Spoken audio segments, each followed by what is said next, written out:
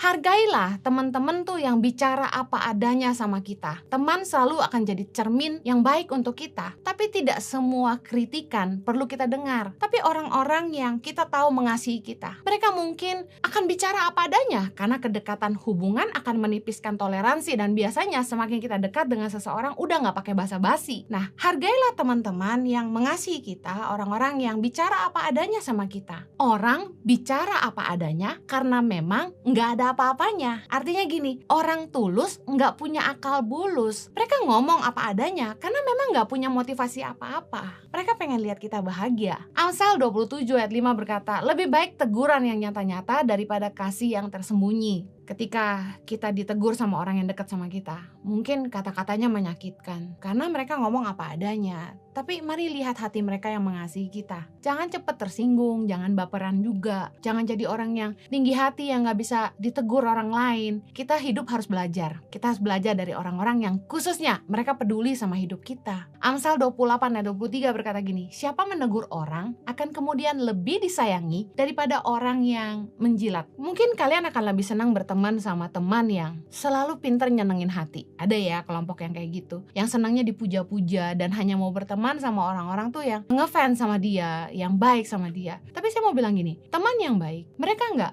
menjatuhkan kita, tetapi mereka ingin menjaga kita supaya kita nggak jatuh. Nah, karena itu mereka mungkin akan kasih masukan yang kita perlu dengar. Mereka bicara apa adanya, gampang bedainnya. Sekali lagi, motivasi hati. Nasihat yang baik lahir dari hati yang mengasihi, dengan hati yang tulus dan murni, tanpa tipu daya di belakangnya. Kritik yang baik adalah nasihat yang menjadikan kita bijak. Amsal 19 ayat 20 berkata gini, dengarkanlah nasihat dan terimalah didikan supaya engkau menjadi bijak di masa depan. Kalau kita mau jadi orang yang bijak di masa depan, kita harus dengar nasihat. Nah, makanya luar biasa anak-anak muda hari-hari ini banyak dengar firman, banyak nonton khotbah, dan juga banyak belajar dari orang lain. Pengen selalu belajar dan tanya sama orang, karena banyak kritikan yang baik yang kemudian membuat kita jadi bijak, sehingga di masa yang akan datang kita hati-hati. Contoh, kita dinasehati, hati-hati jangan sembarangan bicara, karena omongan kita yang akan menentukan kita dipercaya orang atau enggak. Nah, itu yang bikin kita jadi bijak. Nah, mungkin waktu kita dikasih tahu kayak gitu, mungkin kita habis ngomong sesuatu yang nggak ngenakin, lalu kita dikasih tahu kayak gitu, jangan sembarangan bicara ya, nanti kamu nggak dipercaya. Nah, saat itu mungkin teguran itu nggak enak banget, tapi kalau kita rendah hati, kita mau dengar, itu akan jadi didikan yang membuat kita bijak di masa depan. Amsal 12 ayat 15 berkata, jalan orang bodoh lurus dalam anggapannya sendiri, tetapi siapa mendengarkan nasihat, ia bijak. Banyak hal dalam hidup ini yang kita tuh nggak tahu, kita harus terus belajar. Kak Heni juga belajar dari orang-orang lain gitu. Kak Heni percaya bahwa kalau kita dengar nasihat, kita paling nggak bisa belajar sesuatu dari orang lain. Nah, banyak hal yang kita sebenarnya nggak ngerti, dan apalagi sebagai anak muda, kita harus mau dengar nasihat. Anak muda kalau mau pintar harus belajar. Amsal 29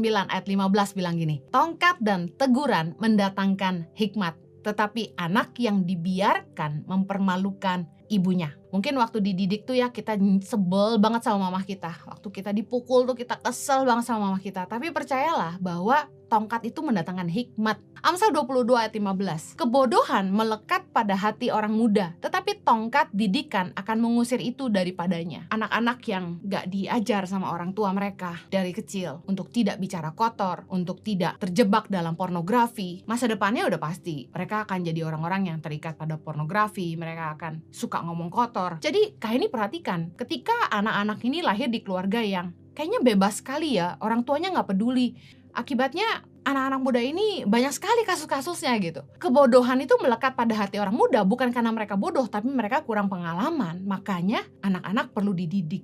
Nah, bagaimana kita bisa jadi anak muda yang pintar? Kita harus mau belajar.